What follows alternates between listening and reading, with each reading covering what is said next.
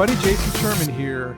In today's episode of Zero to CEO, I have with me a tax savings architect, Mark Myers. Welcome to the show. Thanks, Jason. Great to be here. Good timing. Tax season is right around the corner. I just did my taxes last week. And today we're going to talk about how to turn your tax bracket into a profit center. Everybody wants to hear the answer to this because they're literally filing their taxes and they want a refund. They don't want to have to pay, out. I know I usually end up paying out. So how can I turn it into a profit center? I need to know the answer too, man. So tell me a little bit about what you mean about turning your tax bracket into a profit center so we can kind of kick things off. Absolutely. Well, there's good news and bad news. The bad news is 2022 is done, so there's not a lot that I can do to help people for their 2022 taxes. However, the good news is there are strategies that allow for refunds, even if you didn't know that you even were eligible for one until 2023. But turning your tax bracket into, or your tax liability into a profit center is key. And it really just requires putting more energy and effort into finding the coupons that are there for you. Now, most people don't realize that most people don't realize they're paying retail and they could pay wholesale. And the wholesale really has to do with how many coupons they're clipping and how many coupons do they know are available. Right. So what do you mean by coupons exactly? Because I haven't heard of those. Right. So, and this is just my lingo, just to get some insight, the coupon lingo, but there's 75,000 plus pages of tax code. And in that tax code, there's lots and lots and lots of coupons, right? Oh, it says you can do this, it says you can do that. And essentially you put it together, you got a coupon, and now you're paying less tax. So let me ask you something. With the 75,000 pages of tax code, what made you get into this business? I know, right? I'm a glutton for punishment. I mean, you must, yeah, you really are, because that's a lot of pages, man. 75. I mean, how long does it take to read all of them? Jesus. Well, I will tell you this. The nature of my business is I let the smart guys do all the heavy lifting. I work with over a dozen different very niche accounting and attorney groups, and each of them focus on one sliver of the code, and they do it really well. So when I know that their solution works, then I bring them in to the equation to help the client that I'm working with. And what kind of clients typically need help navigating all of this? I'm just curious. Is it more like businesses, business owners, consumers, all of the above? Is there a specific reason they come to you? Yeah, all the above. Obviously, business owners, Jason, are a lot easier to work with because they can control the way they receive money. Obviously, if you're a high income earning executive that has lots of restricted stock units or ISOs that they have to execute every year, well, they kind of have their hands tied. But I can still help them too. But the answer to the question as to, so anybody, it can be an executive, a W-2 earner, a business owner. Business owners have more options to reduce tax because there's more flexibility. But really, people come to me because they're in pain. When they write their tax check and their CPA basically says, "Hey, we're doing everything we can, and you just have to pay the tax." And they're thinking in their mind, "Well, that doesn't make sense because I've heard a lot of other people paying less, so there's got to be something more." That's when I come into the equation. I don't replace their CPA, by the way. Right. So their regular accountant is doing their normal taxes, but you're saying that there are methods and coupons, I guess you call them, that allows people, business owners in particular, to, I guess, leverage deductions maybe. Maybe there's a way to deduct more expenses. I mean, I know that I do that every year, but what are the top three things you would say to someone who is afraid to write that check? And you would say to them, hey, you can do these three things. Yep, perfect. So with regard to bifurcating your tax bill, so the IRS, the federal government has made it really clear for the last 20 years that they want the renewable energy grid to be built by the private sector. That's why Tesla is around. That's why Sunrun is around. Bank of America, Amazon, Chase, Amazon have purchased billions and billions of dollars worth of solar. in the last 15 years, not because it was the most amazing asset to purchase. It's because they got significant amount of tax benefit for it. Mm. So the first thing that I go to when, whether they're a W-2 earner or a um, or a business owner, is the value that they can get for acquiring solar. Because what I say is that every dollar that you use to acquire solar can potentially save you $1.15 in the very first year, and it also gives you long-term cash flow. So what happened is the federal government just paid for the long-term cash flow, so they have free money. So solar is always the great, and that works for anyone. There's other ways that we can take and leverage deductions. So, for example, you might realize that, and most everybody knows, well, they can give $1 to a charitable organization, 501(c)(3), and if they're in California and they have the worst tax bill, in the country, they're paying 53 cents on the dollar if they're making above $2 million a year. Well, you give $1 away, you save 53 cents. It still costs you 47 cents. I don't, most people don't like the math on that, but they do like giving money to the organizations. So I say, well, what if you could buy an asset for $1 that's worth 4?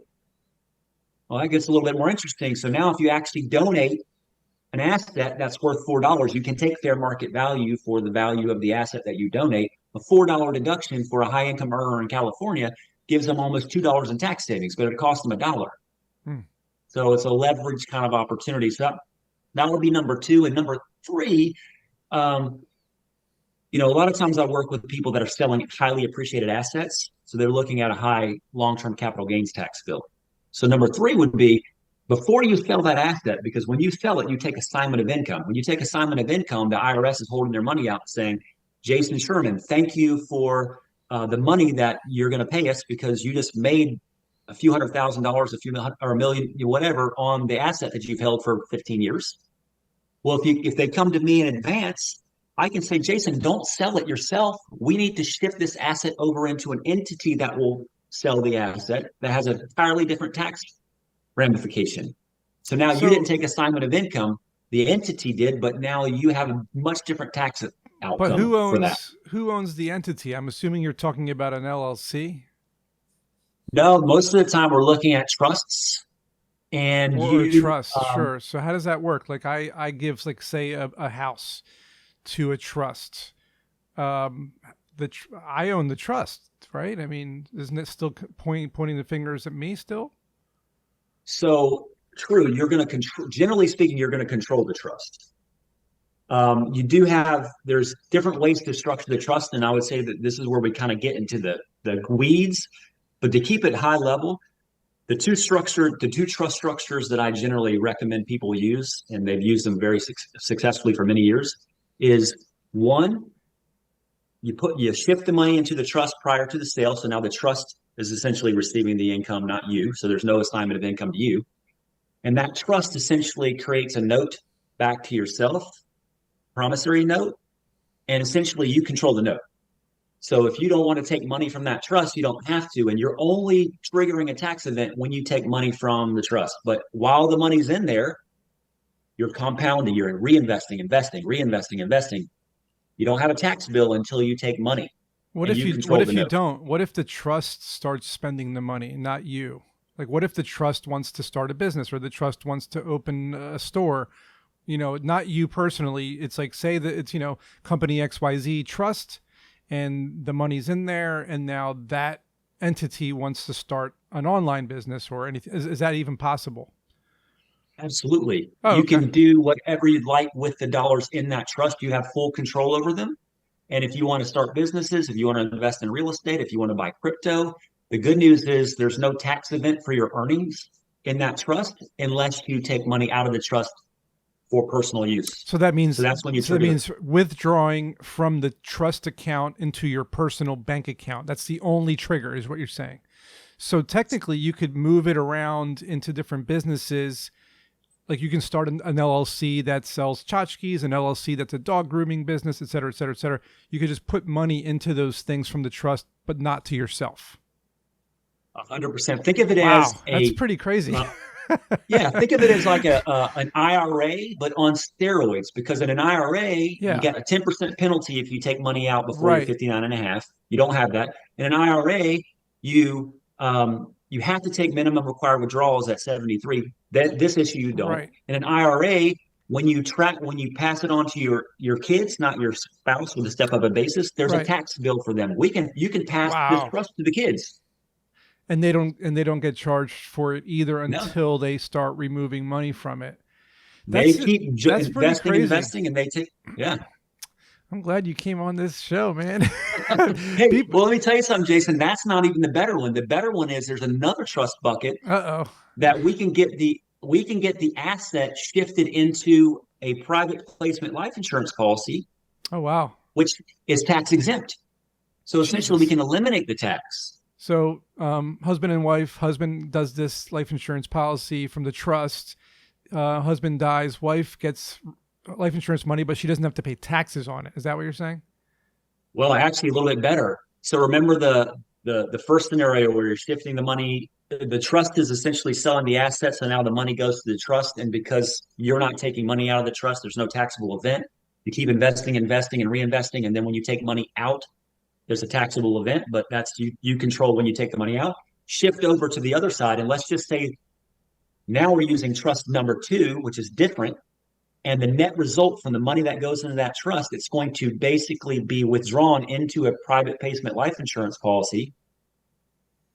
Life insurance is not taxable. You can take Oh, loans okay. against a life insurance policy. So now they can still continue invest and reinvest and invest and Jeez. reinvest inside that insurance policy, but just take loans against it and never pay taxes on it. I wonder how many pages out of the 75,000 you just gave me.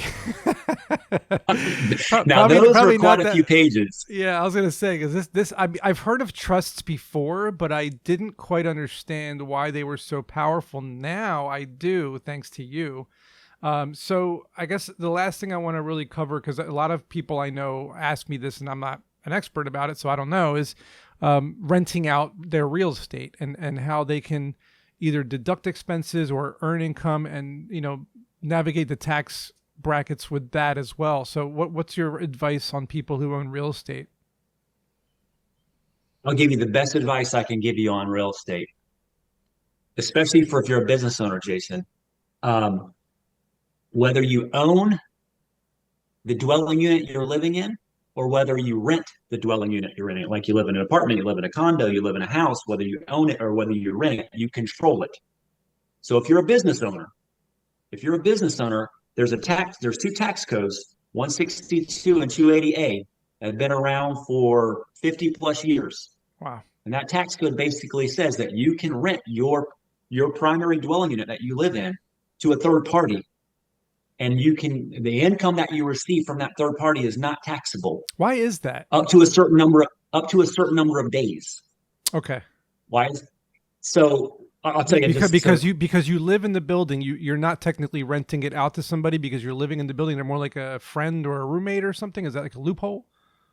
Yeah, so interestingly enough, so I'll tell you kind of where that came from, but I'll kind of caveat it with, well, yeah, if you have a house and you want to Airbnb it and you want to go on a little vacation and rent it to somebody else, some stranger, well, the good news is the rent that they give you is not taxable, but that's not what I'm saying you should do. If you're a business owner, your entity is another person. So now you can rent your house to your business for the purpose of meetings and events. And now so you just created a deduction for your business Because that didn't cost you you're anything because you didn't have. charging you're charging the business. I didn't even think about that one. Jeez. And now the person's receiving the money and it's not taxable. So you've just created free money for yourself because your business is renting your home for the X number of days. And that came from, if you like golf, there's a golf tournament that every year they get a little green jacket. Are you familiar with Of which golf course. tournament that is? Off the top of my head, the Masters. That's it, the Okay, okay, Masters. I got it. Okay. So in Augusta, Georgia, fun fact, um, it's a small town and the world converges on it, once a year. So 50 plus years ago, the affluent people in the area right around the course realized that when these corporations come in and they want to wine and dine their clients and invite them to come to the Masters, et cetera, they could rent their house to these Wow, corporations and make a boatload of money that's and crazy. go on vacation. So they lobbied to Congress and said, "Well, wait a minute, this is our primary resident. We don't get any tax deductions for this." So Congress and Senate said, "Well, we're okay with giving you. You don't have to pay income on it if it's less than a certain number of days." Gotcha. So there you go. Interesting. Voila. Thanks. That's Thanks where it to began. thanks to golf. I'm not a big fan of the sport, but now I am. And some influential people that basically talk to their senators and House of Representatives and say, "Can you do Let's do something this. for us?" Because That's a great story, Mark. I love it. And everything else you gave me is, I'm going to be passing this episode on to a lot of people I know because they are going to be interested in hearing about this stuff. So tell us where we can find more about your business and about yourself. just go to my website, peakprofitsolutions.com. And that's, just like it's profit is not like a prophecy. It's like Right. PROFIT Making money. solutions. Peakprofitsolutions.com. Awesome, Mark. Thanks again. Hope you guys enjoyed this episode and make some profit on your tax money, man. Let's do it, guys. And we'll see you in the next episode.